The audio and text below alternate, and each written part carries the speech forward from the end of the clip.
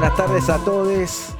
Este 10º programa de Criptograma Cultural aquí desde la Universidad Nacional de La Plata en la televisión pública universitaria para todos y todas desde la capital de la ciudad de Buenos Aires, la capital de Buenos Aires, también para todo el país con las distintas señales universitarias y canales provinciales que repiten, emiten, aportan con su contenido para hacer de este programa un programa federal.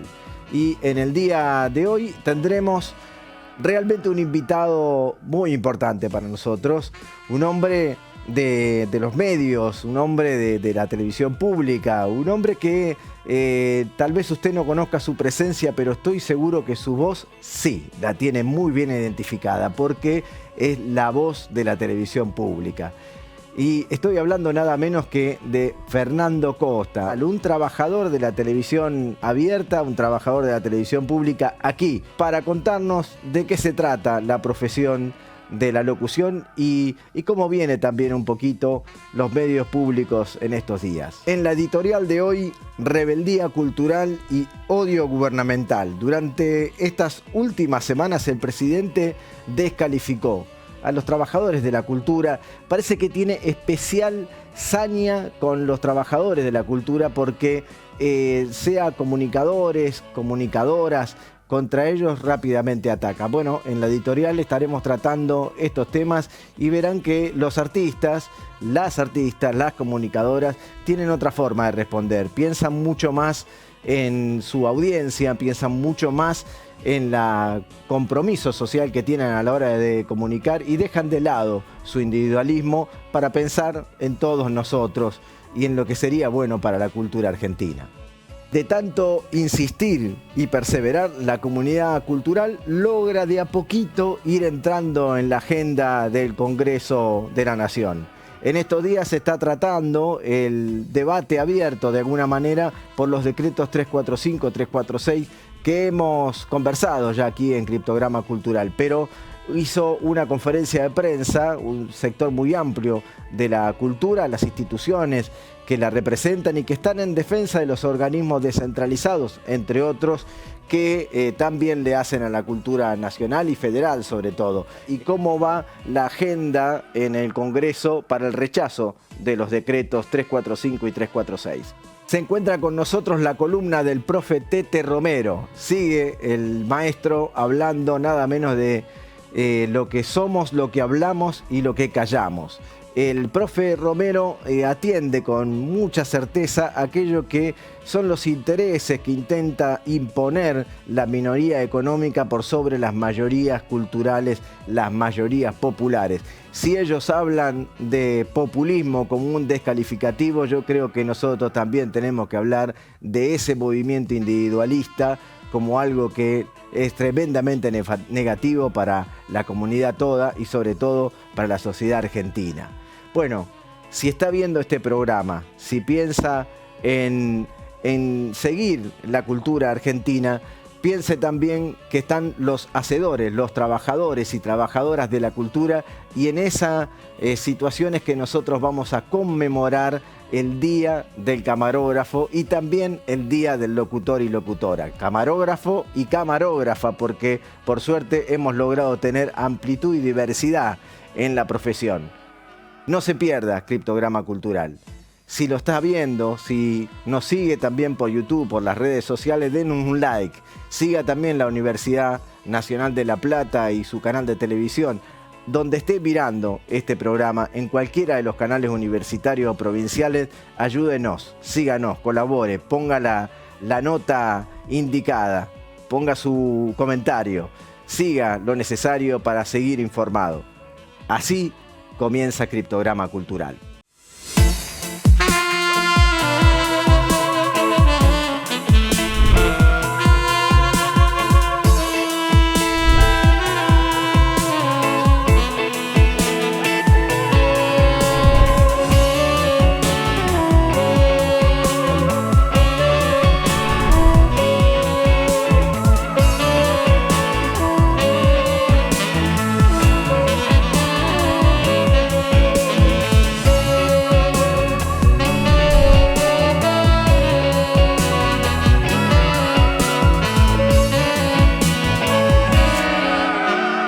continuamos con Criptograma Cultural y en este momento, bueno, se está produciendo, mientras nosotros grabábamos justamente una conferencia de prensa en la Asociación Argentina de Actores de todo el ámbito muy amplio, quiero decirles, que está en defensa de la cultura, sobre todo trabajadores y trabajadoras, ¿no?, de la Asociación Argentina de Actores y Actrices, la Asociación de Trabajadores del Estado, ATE, Artei, la Asociación de Teatreros Independientes, y en este caso algunos diputados y diputadas que efectivamente escuchan, entienden, presentaron un proyecto de rechazo a los decretos 345 y 346, ahí lo vemos al diputado Hugo Yasky, a la diputada Carolina Galiard, a la diputada Lorena Pocoy, al diputado Pablo Carro, entre otros de los que estuvieron y estuvimos viendo mientras sucedía los primeros minutos de la conferencia de prensa. Es importante que se expresen allí y que se exprese la comunidad cultural también para seguir avanzando en esta gesta de alguna manera de la cultura para rechazar esos decretos. Criptograma Cultural estuvo presente y para la próxima emisión seguramente tendremos la palabra de algún referente, algún representante y esperemos también el voto de rechazo, si eso fuera posible. Nosotros seguimos con Criptograma Cultural y más deliberando, pensando, analizando la cultura argentina. Rebeldía cultural y odio gubernamental. Difícil la editorial de hoy, compleja en el sentido de que realmente es muy duro, pero esa es la realidad.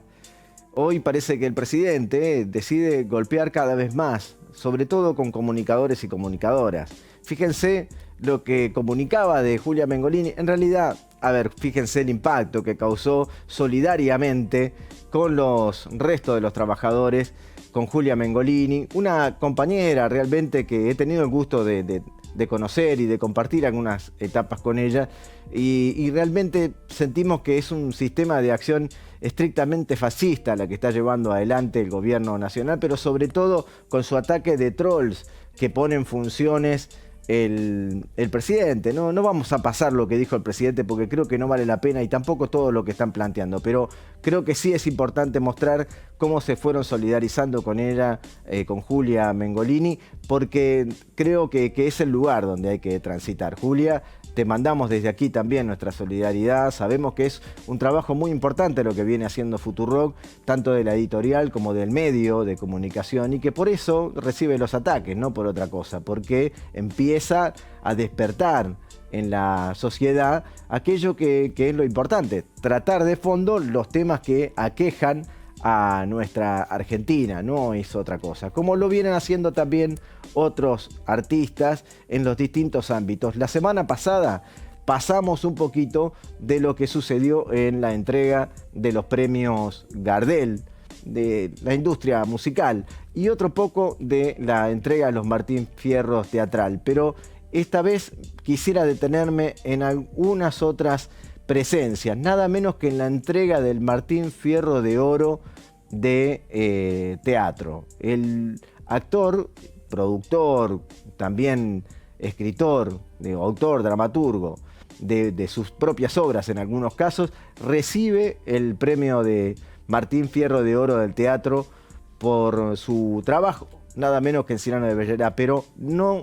piensa solamente en su tarea como trabajador de la cultura, piensa en la importancia de las políticas culturales federales. Escúchelo al Puma Goiti. Dile un homenaje a mis profesores de teatro de la Escuela Nacional de Arte Dramático. Y decirles con orgullo que la mayoría de los integrantes del elenco de Cyrano son egresados de la Escuela Nacional de Arte Dramático y la Escuela Municipal de Arte Dramático. Hoy una es nacional y la municipal. O sea, qué importante es, ¿no?, la educación pública. Qué importante, qué agradecido estoy a la educación pública. Como lo dije, dejamos todo por el teatro hay que militarlo, hay que hacerlo. Así que muchísimas gracias a mis profesores queridos y a mis compañeros del conservatorio, con los que estudiamos, con los que, bueno, no todos tuvimos el privilegio de ser visibles, ¿no? Hay muchos que están en las provincias trabajando, dando clases, haciendo teatro independiente, por eso que es fundamental lo del Instituto Nacional de Teatro. Es fundamental para que ellos puedan seguir trabajando con dignidad. Les pido por favor, revísenlo, piénsenlo, de verdad. Lamentablemente este gobierno, si hay algo que no está haciendo, está repensando. Los que tienen que pensarlo sin duda son nuestros legisladores, porque hacía mención el Puma también de los trabajadores del Estado, porque la escuela municipal, que ahora es la Universidad Nacional de las Artes, universidad pública por supuesto, y hace muy poquito pasó el Día del Trabajador del Estado. Yo me acuerdo cuando era pequeño, muchos de la gente adulta que conocía querían trabajar en el Estado, porque era un prestigio, era no solo seguridad, daba honor trabajar en determinados lugares del Estado. Y eso es parte de la cultura también que tenemos por delante. Y por eso me parece tan bueno escuchar a nuestros actores y actrices defendiendo el teatro argentino. Escuchen y sigamos de cerca lo que pasó en Martín Fierro. Y solo quiero decir que adhiero a todo lo que se habló del teatro. Teatro es mi hogar, así lo vivo y espero que sea el hogar de muchos que vendrán y que tal vez no tendrían la posibilidad si no fuera por una política que haga que eso sea posible. Estoy muy agradecido por este reconocimiento a APTRA, al Martín Fierro. Es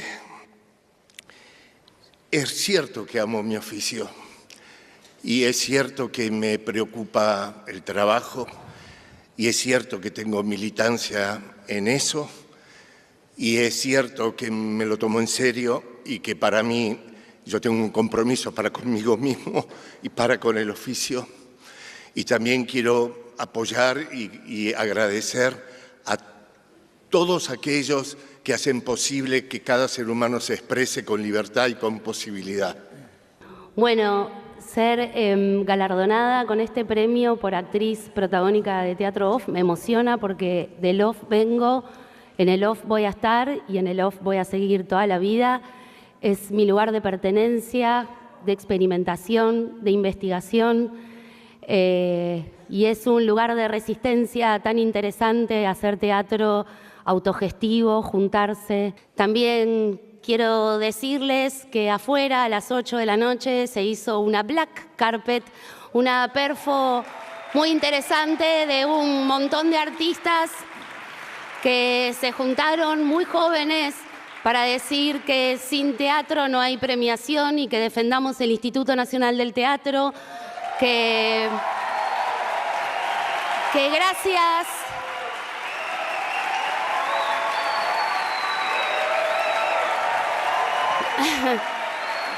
que gracias al Instituto Nacional del Teatro, nosotras con Piel de Lava, con Spregelburg y con un montón de obras que yo hice, pudimos llevar nuestro teatro a un montón de ciudades del país y para eso fue fundamental el Instituto Nacional del Teatro, por eso sigamos defendiéndolo. Y la última es que no van a poder con el teatro y sobre todo van a ganar la batalla si se nos va el entusiasmo, así que militemos el entusiasmo de juntarnos y seguir pensando todos juntos en esto que hacemos. Gracias. Con este frío polar que viene pasando estos días, también en la entrega de los Martín Fierro estuvieron allí afuera de la entrega, básicamente, que fue en la Usina del Arte. Bueno, también me atacó un poquito a mí, ustedes lo notarán en la voz, pero estamos aquí defendiendo a la cultura en los espacios que podemos y por eso me parece que es importante atravesar el frío polar que nos está tocando en la Argentina. No nos va a costar mucho, lo que nos va a costar mucho más es atravesar ese frío polar que parece estar en los ámbitos gubernamentales y también en el Congreso de la Nación, porque veremos qué pasa si realmente pueden tratar los decretos 345, 346 que tanto le vienen reclamando el sector cultural y que parece no estar escuchando muy atentamente. Por eso esta última intervención me parece también importante, ¿no? Pensar en el presupuesto de alguna forma tal vez irónica, pero no tan desacertadamente como lo plantea también Paola Barrientos. Quienes pasaron anteriormente, que me parece que si hay algo que no se lo puede acusar es de kirchnerista a Julio Chávez o alguno de los otros actores y actrices que pasaron, ¿no? Me parece que es muy amplia la mirada para poder entender que el Instituto Nacional del Teatro, la Comisión Nacional de Bibliotecas Populares lo anteceden a todo tipo de política pública. Las bibliotecas populares, más de 155 años, el Instituto Nacional del Teatro, votado por unanimidad en 1997, así que imagínense si tiene consenso social. Lo que no encuentra es todavía eco en nuestros gobernantes. Esperemos que en algún momento atiendan lo que bien le dice Paola Barrientos. Escúchenla atentamente. Mejor actriz protagónica comercial de obra estrenada en 2024-25 para Paola Barrientos, mejor no decirlo. Muchas gracias a la producción, Gustavo Yankelevich, Pablo, todos mis compañeros de elenco, que acá hay un par que estaban ternadas. Y por supuesto al Instituto Nacional del Teatro, que acompaña, promueve, fomenta todas las instancias de creación de las cooperativas, de los espectáculos, de los actores, en la formación de los actores y sobre todo que funciona bien, que es una institución absolutamente federal, que si hay teatro en todos los rincones de nuestra querida patria es porque existe el Instituto Nacional del Teatro. Entonces podemos convocar a los representantes de todas las provincias, nuestros representantes en el Congreso, senadores y diputados, que deroguen el decreto 345, 346, que echa por tierra el trabajo que han hecho otros diputados y otros senadores, con tantos artistas que le han puesto el hombro a esa ley, que por unanimidad se pusieron de acuerdo todos. Qué difícil que es y sin embargo lo hicieron. Debe tener algo bueno esa ley, esa creación de todas estas instituciones. Entonces, cuidémoslas. Nosotros seguiremos abrazando al Instituto Nacional del Teatro, como lo hicimos hace 3 semanas. No manden a la policía. Porque no gasten plata al cohete, no manden a la policía, mándenos a los legisladores y nosotros les vamos a explicar con mucho cariño, mucha paciencia y mucha vehemencia por qué es importante el Instituto Nacional del Teatro. Muchas gracias, buenas noches. Continuamos en Criptograma Cultural, este programa que intenta descifrar la cultura en clave federal, pero también con los medios públicos, ¿no? Los medios públicos es un tema para nosotros muy importante y los profesionales de los medios públicos especialmente. Hoy tenemos de invitado, yo dije al principio, una presencia que quizás no conozcan tanto, pero estoy seguro que su voz sí. Así que le agradecemos a Fernando Costa que esté presente aquí. Muchas gracias por estar. Un placer, Guillermo, poder venir, compartir con ustedes, ver tanta gente linda atrás de cámara, laburando en equipo, juventud, gana, vocación, pasión, todo eso es lo que nos identifica. Una televisión pública universitaria, sí, como tanto hemos luchado con la ley de servicio de comunicación y hoy cada vez más televisoras universitarias en la Argentina. Absolutamente, aparte defensor de la educación pública siempre. Yo soy un alumno de una educación pública, tanto en la primaria, en la secundaria y el ISER. El ISER es el Instituto de Formación Profesional Público, así que siempre lo apoyamos, lo promovemos, lo incentivamos, lo estimulamos, lo defendemos. Contame un poquito, sí, Fernando, ¿cómo arrancó tu iniciativa por ser locutor o por estar en los medios conduciendo programas? ¿Cómo arrancaste? Enamorado de la profesión desde toda mi vida. Mi padre locutor, primera generación de locutores, a los 7 años entrando a la radio y a la televisión. Yo a los 7 años entré en ATC, lo que era ATC. Venía de Argentina 78, el único canal montado como canal de televisión para la transmisión del Mundial 78. Ya ahí me enamoró la trastienda, la pasión, el esfuerzo que ponían los trabajadores para hacerlo. Toda la carrera secundaria metido en la radio, metiéndome donde había un estudio, un micrófono, yo iba aprendiendo la operación técnica, aprendiendo a ser DJ, aprendiendo a hacer todo lo que rodeaba al locutor hasta obtener la edad para hacerlo. Y aparte soy padre de locutor, o sea que 3 generaciones de locutores de ISER, recibidos en ISER, mi padre en la camada de los 70, yo en el 90 y mi hijo en el 2000, en la pandemia. Así que es una camada recibida en pandemia. 3 generaciones de locutores vivos, activos y profesionales del mismo instituto de ISER. Claro, pero además 3 generaciones de educación pública, como bien dijiste, y perfeccionando, generando todos los conocimientos necesarios, porque alguno tal vez un poquito nace con cierta talento en la voz, pero seguramente hay que trabajarlo, ¿no es cierto? Hay que trabajarlo, hay que cuidarlo, Pero sí, lo que se hereda no se roba, dice el dicho, y ahí estamos, que gracias a Dios me vino un registro que me sirvió para vivir, para trabajar. Hoy por ahí no le dan tanta atención a los registros, pero siempre las grandes marcas, las grandes firmas buscan una voz que identifique su producto y a veces a algunos nos cayó ese beneficio de poder vivir siempre de esto. Fernando, vamos a hablar seguramente de qué tiene de profesión o qué tiene de profundidad la profesión de la locución, Sí. entre otras tantas cosas, porque seguramente no es solamente poner la voz, No, que ya no. es importante, es algo más. Sí, mucho. Pero dejémoslo para el siguiente bloque. Vamos a un corte y enseguida volvemos. Continuamos en Criptograma Cultural con un colega, por supuesto un profesional muy serio de la conducción, de la locución y también de tantos otros programas televisivos. Pero yo recuerdo además que en esto que estábamos hablando de tu formación o de la formación de locutores en algún momento, que por supuesto el ISER supongo que no enseña solamente el manejo de la voz, me parece que tiene una formación un poquito más. Todo, se formaba, había teatro, plástica ante cámara, elementos de interpretación cultural. Una materia que no se da ahora.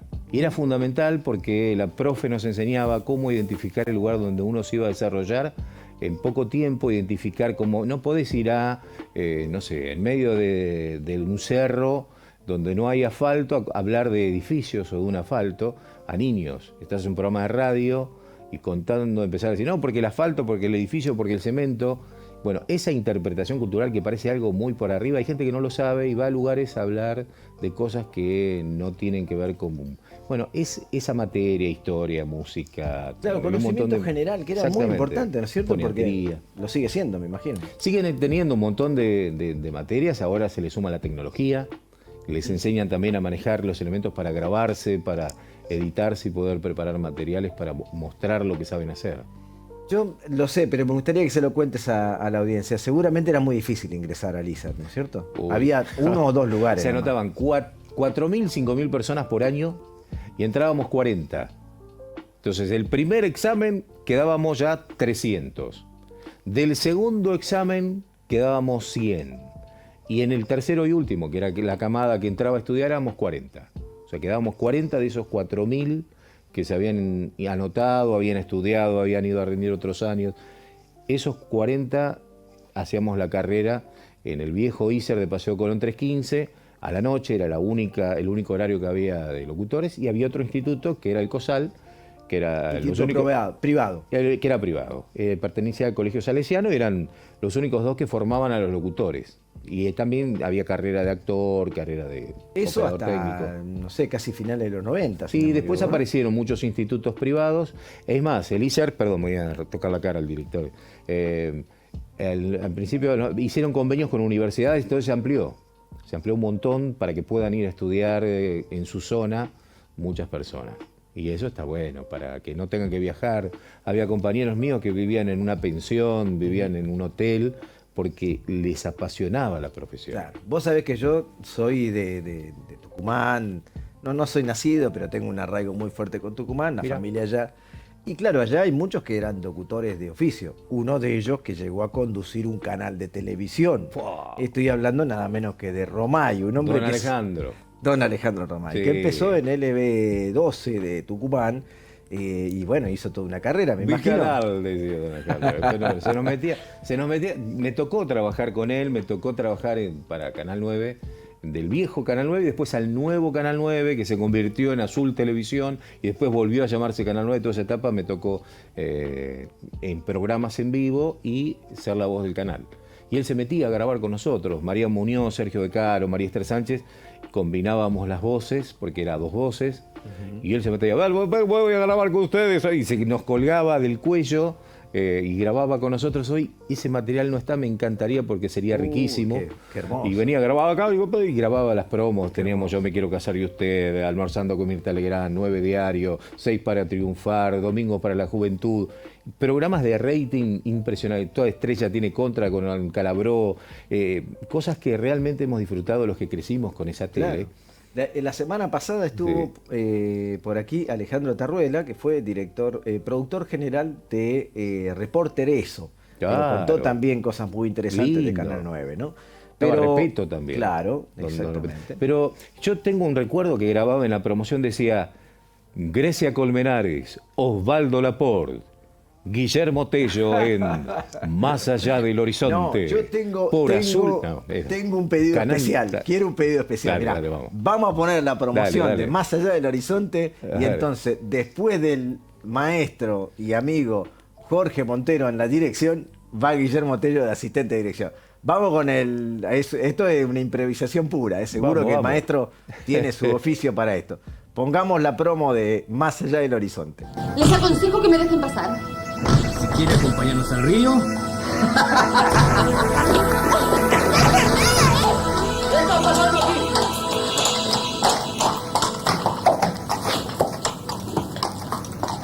Sígame. Nada me va a gustar más que seguirle hasta el fin del mundo. Créeme, te amo. Me rompiste el corazón. Ay, María. Más allá del horizonte.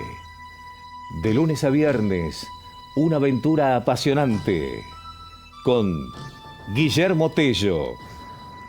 En el equipo de trabajo con Luisa Culiot, Grecia Colmenares, Osvaldo Laporte, por Canal 9, Libertad.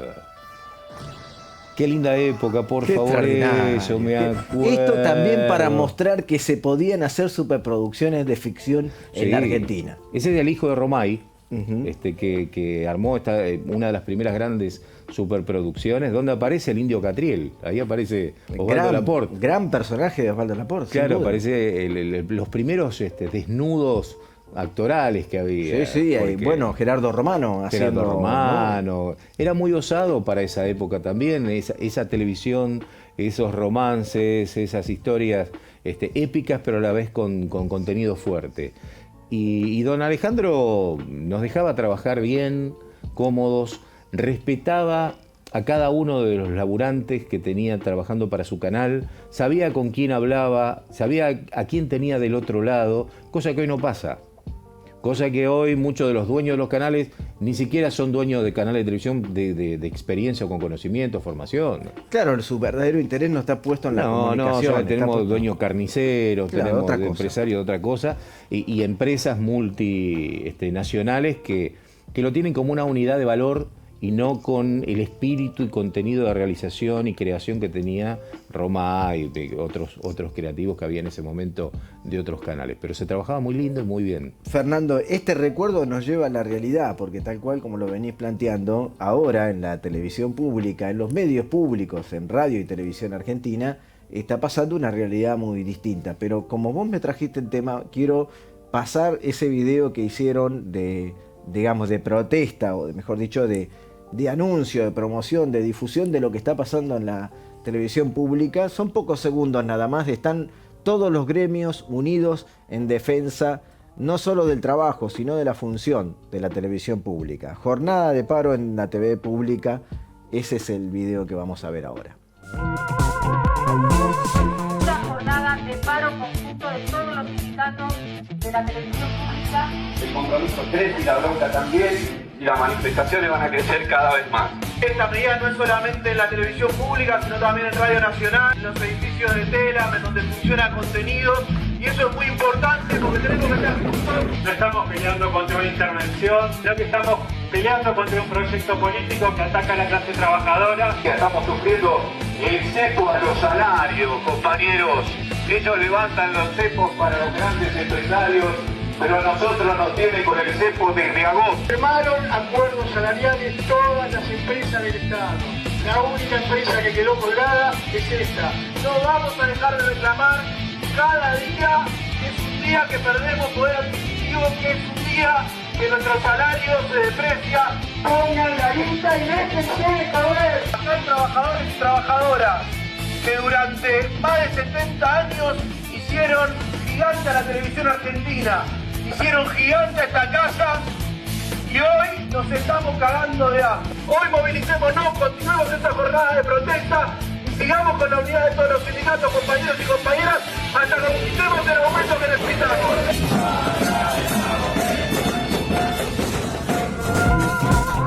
Una realidad muy dura, Fernando, realmente lo que está pasando. Nunca se vio, me ha pasado, te decía Guillermo, mientras veía las imágenes, Canal 7, ATC, la televisión pública hoy, atraviesa mi vida, mi historia.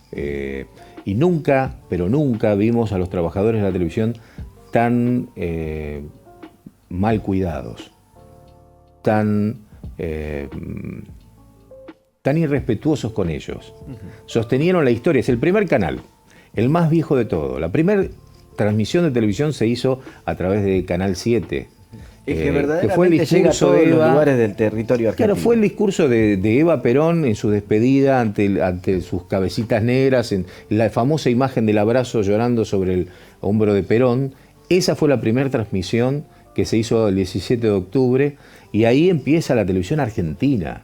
Las primeras imágenes. Entonces, somos canal que han debutado todos. La señora Mirta Legrand, los grandes productores y directores y técnicos de la televisión han pasado por esa escuela, las grandes figuras. Televisión de Latinoamérica. Y hoy por hoy tiene uno de los estudios más grandes de toda América, que es el Estudio 1, donde se hicieron las 24 horas de Malvinas, donde se hacían los recitales de Badía, el Gran Debut, Show Fantástico, infinidad de transmisiones. El Mundo Antonio Gasalla montaban el estudio, todas las sesiones y todos los ámbitos era en el Estudio 1. Novelas enteras se han montado, casas, iglesias, adentro de un estudio de televisión con técnicos, utileros, iluminadores, reflectoristas, desde el que limpia los pisos hasta el más grande creativo. Permitiendo la gran producción y también la experimentación, porque Todo por 2 pesos sin duda es un momento experimental también muy importante para la televisión pública, ¿no? Eran rebeldes que habían aparecido en Azul Televisión. Claro. Me acuerdo que era Todo por 2 pesos de Mario Marcelo por Azul Televisión. Hacíamos las promociones en esa época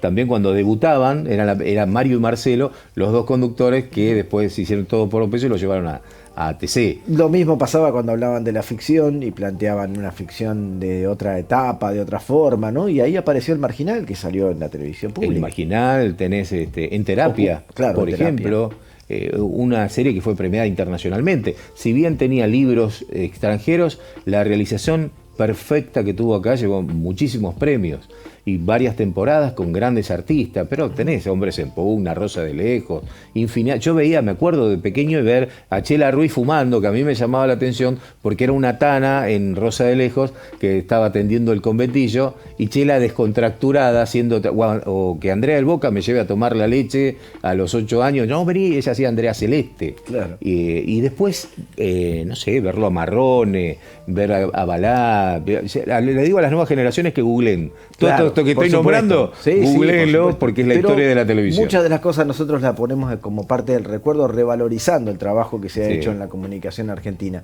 Fernando, vos integrás el Sindicato Argentina de Locutores y Conductores y Comunicadores. Sí. Y bueno, ahí veíamos también unas placas que nosotros queríamos mostrar sobre las jornadas de paro que están habiendo, y entiendo que hay una unidad entre los cuatro sindicatos. CIPREVA, que es prensa, el SATSAI, que es televisión, los empleados de televisión, APJ, que es el personal jerárquico, y nosotros, ALCO, Sindicato Argentino de Locutores y Comunicadores, que estamos unidos en esta lucha por una recomposición salarial. Desde el mes de agosto del año pasado, que no tenemos una recomposición salarial, que no se escuchan nuestros reclamos, entonces nosotros nos encargamos de hacernos escuchar. Esta semana hubo una asamblea. Hubo asamblea conjunta, decidimos jornadas de paro, movilización, vamos a hacer una radio abierta también, vamos a estar proyectando también todo lo que sea necesario para que se visibilice la situación. No puede ser que es la primera vez, como te decía antes, que los empleados tengan que pedir el día 5 un adelanto de sueldo porque no llegan a fin de mes. Bueno, pero no puede ser. Está pasando en todo el país. Lo grave es que aquí estamos sosteniendo la televisión. Una vez escuché un ministro de Economía que decía, por la Argentina, pero va perfectamente para los medios públicos. Todos chupan del mismo mate y ninguno le cambia la yerba. ¿Entendés? Todos vienen acá, se sirven, se nutren, hacen sus negocios, se van, y nosotros somos la calabaza, el personal que trabaja, el que hace la televisión, somos la calabaza que sostenemos ese mate, que vemos cambiar y cambiar y cambiar, y hoy no solo no nos cambian la yerba, sino que aparte nos están tirando a un costado. El 29 de junio fue el día del camarógrafo y la camarógrafa, Sí. a la cual nosotros acabamos de hacer un homenaje, pero esta semana también es el día de la locutora y el locutor, así Sí, que el 3 de julio. el 3 de julio. Nos Sí. vamos a una pausa, también hablaremos con Fernando sobre exactamente el día del trabajador y la trabajadora de la locución. Esta semana se conmemoró un día muy especial para nosotros y nosotras, creemos que es muy importante, porque aquí detrás de la imagen que usted está viendo hay un colega trabajando como camarógrafo, también otro colega al costado y en otros turnos también compañeras camarógrafas. Por eso es importante para nosotros reconocer el 29 de junio que se celebra en Argentina el Día del Camarógrafo y la Camarógrafa en homenaje a Leonardo Henrichsen, que es el reportero argentino que fue asesinado lamentablemente en 1973, cumpliendo con sus funciones nada más que en un momento donde estuvieron a punto de empezar con el golpe de Estado en Chile. Fíjense qué importante esta realidad y por eso ponemos la imagen del sindicato de Satsai, el sindicato de la televisión, que homenajea a los camarógrafos y camarógrafas de esta manera.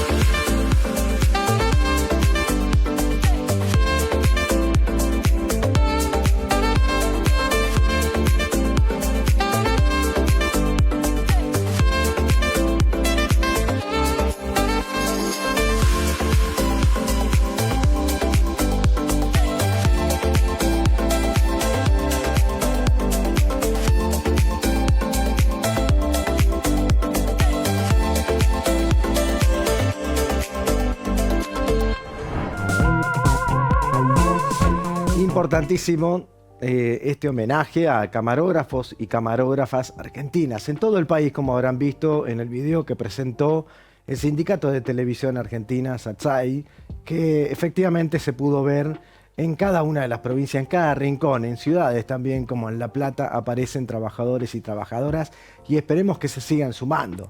Que es la parte importante, seguir teniendo más trabajo en la comunicación argentina. Y para eso también es que reflexionamos cada semana con la columna del profe Tete Romero. Desde Chaco nos vuelve a proponer Somos lo que hablamos y callamos.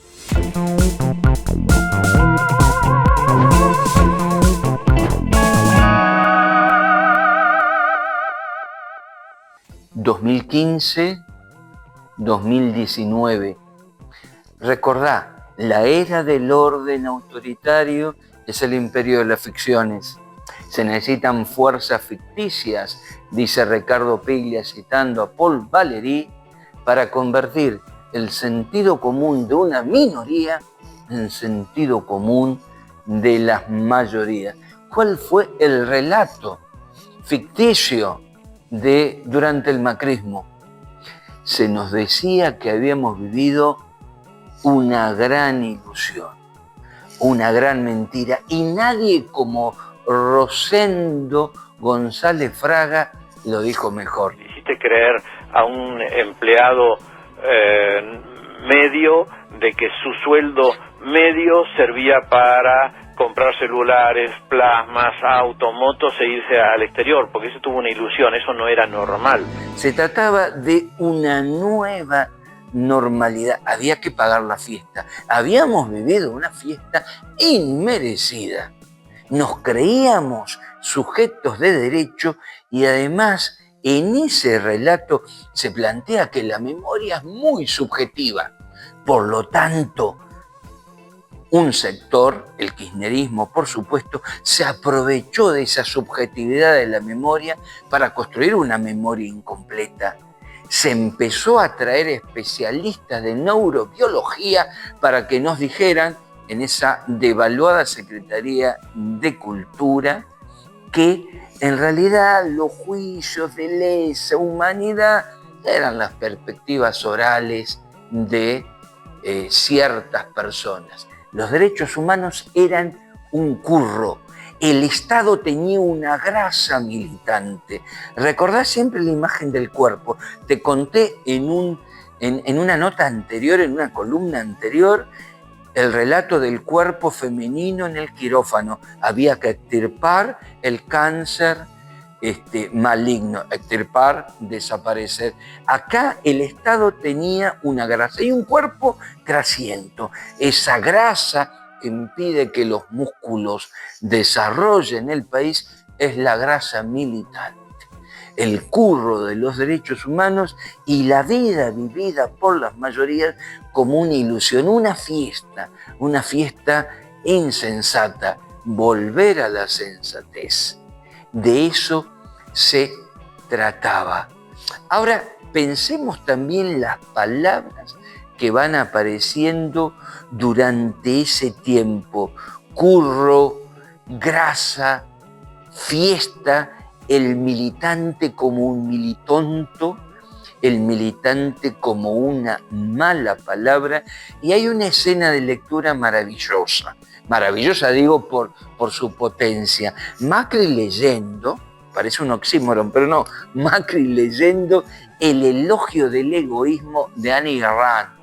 Extrema derecha, el elogio del egoísmo, ¿no? Un tiempo de hiperindividualismo, y no te olvides esta propaganda googlea de Chevrolet, de enero del 2016. Meritócratas. Llegó el tiempo de los meritócratas, una pequeña minoría que estuvo invisibilizada, que nadie los vio y que ahora, sin embargo, son vistos y son ponderados. Y apareció una persona rubia caminando por el medio de la calle, no había piquetes, nadie lo interrumpía, y luego parecía que negociaba con su patrón las nuevas condiciones de laburo. El hiperindividualismo.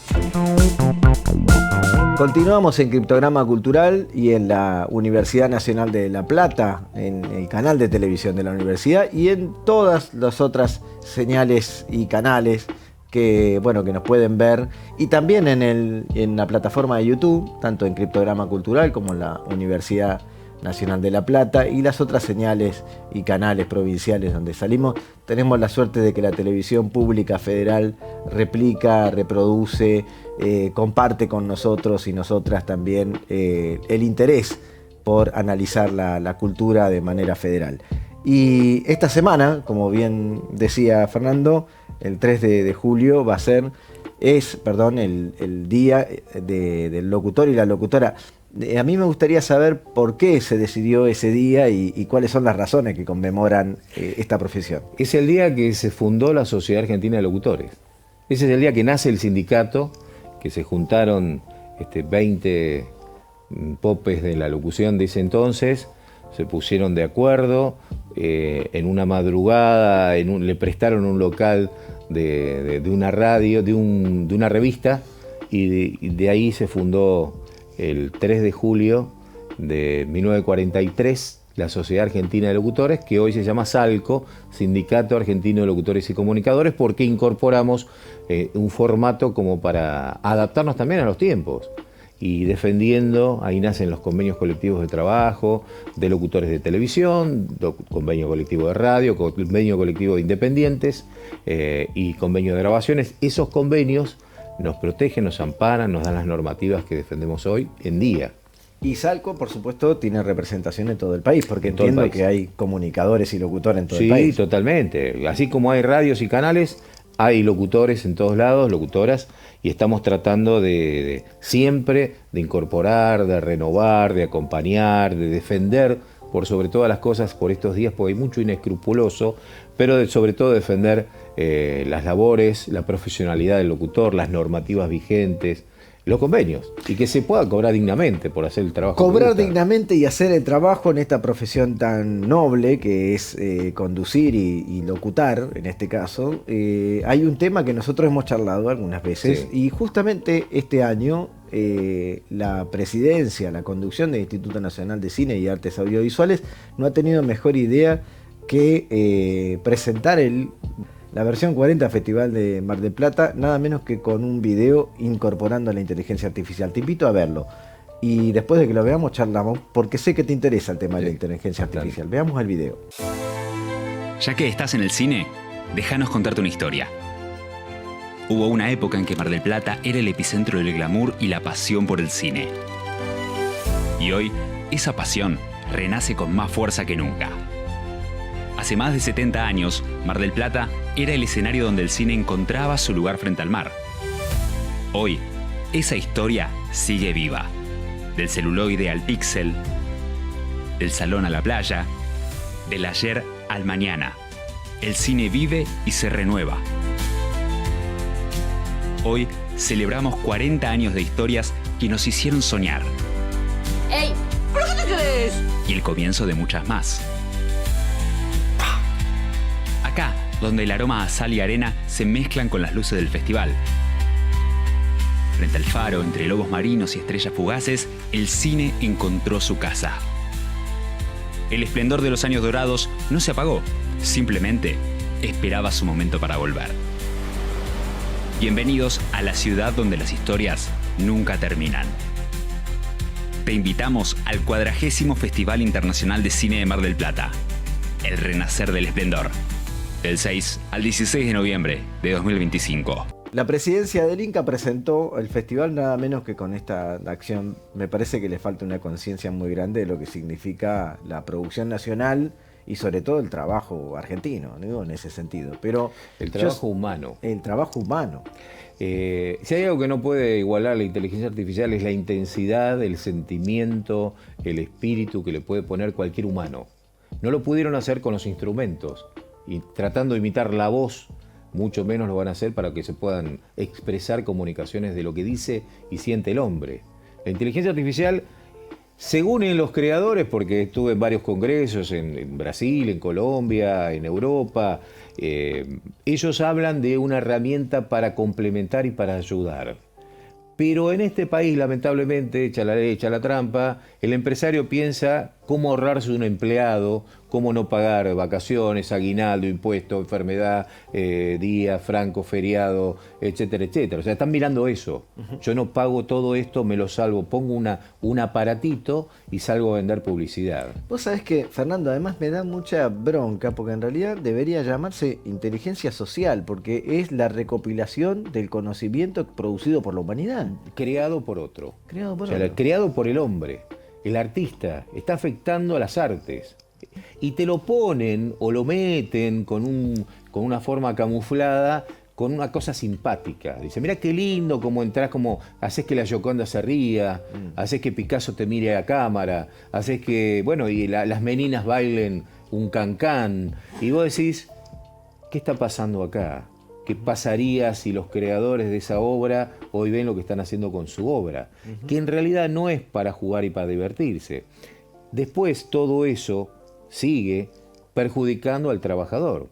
Ya lo estamos viendo con las expendedoras de nafta. Claro. O sea, vos vas y te expendes vos mismo tu nafta, te pagas en el supermercado. Son cosas que están mecanizando la actividad del hombre y lo está dejando como la revolución industrial sin lugares de trabajo. Por otro lado, yo recuerdo en uno de los programas de la temporada del año pasado, nosotros esta es nuestra segunda temporada, pasamos una intervención del músico y ex presidente del Instituto Nacional de Música argentino, Diego Boris, que pedía, mostrando además un audio de Luis Alberto Spinetta, en realidad inteligencia artificial haciendo de Luis Alberto Spinetta, mostrando cómo podía ser fraguado, porque era una versión muy al estilo de Spinetta de la marcha peronista y planteaba que efectivamente se regule. ¿Salco está en esa posición? Por supuesto, estamos absolutamente en contra de las personas que utilizan al protagonista, al creador de una obra y no se paga su derecho de uso de voz.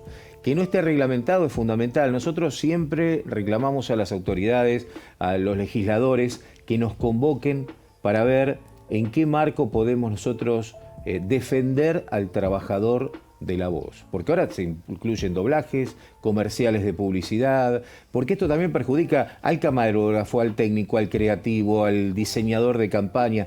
Muchísimas personas que estudiaron con una formación académica, se prepararon para trabajar en un rubro determinado y hoy una máquina los reemplaza. Con el verso de que ahorra costos, en realidad está dejando gente sin trabajo, que son familias y que son... Todos sabemos lo que cuesta estudiar, los nervios, la pasión, las vocaciones, la tristeza, el aprobé, no aprobé. Todo eso también vuelca el trabajador en su función. Eso lo están quitando. Fernando, estamos muy agradecidos de que hayas te hayas acercado hasta aquí, hasta La Plata, y que estés con nosotros en Criptograma Cultural, que nos cuentes tu experiencia y bueno, la importancia también de la asociación colectiva, el vínculo colectivo que es del sindicato Salco, ¿no? Para nosotros. Por eso te pedimos que te quedes un ratito más y en el próximo bloque nos despedimos y ahí cerramos este programa.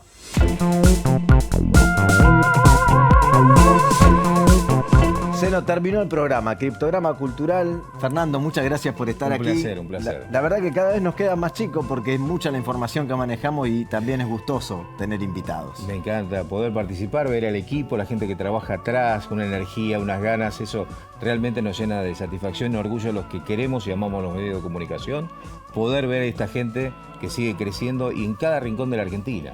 Televisión pública, básicamente, universitaria. Televisión pública argentina y estamos haciendo también desde La Plata, para todo el país. Exactamente, pero yo quiero saber si nos quedó algo pendiente, si alguien que hace una conducción, que es locutor o locutora, todavía no se afilió, no conoce el sindicato, ¿cómo se puede informar? Pueden acercarse, entrar a la página de Salco en www.sal.org.ar. Siempre hay un delegado, un locutor al cual se pueden acercar y preguntarle, poder sumarse, acompañamos, asesoramos y estamos cumpliendo 82 años de vida como sindicato, así que experiencia para defender al trabajador nos sobra y tenemos muchas ganas y vocaciones porque vamos renovando siempre. Muchas gracias, Fernando. Gracias. A la gente que nos mira, que si nos está siguiendo por la televisora pública, por el canal de aire, por este canal de la UNLP TV, denos un me gusta, ponga la campanita ahí, síganos por las redes sociales. También si nos está viendo por otro canal o señal universitaria o canal público, también síganos, plantéenos, manden un mensaje, díganos que están ahí, porque ustedes ya saben cómo es. Sin ustedes ahí, nosotros aquí, ¿para qué? Gracias. Clásico eso. Bueno.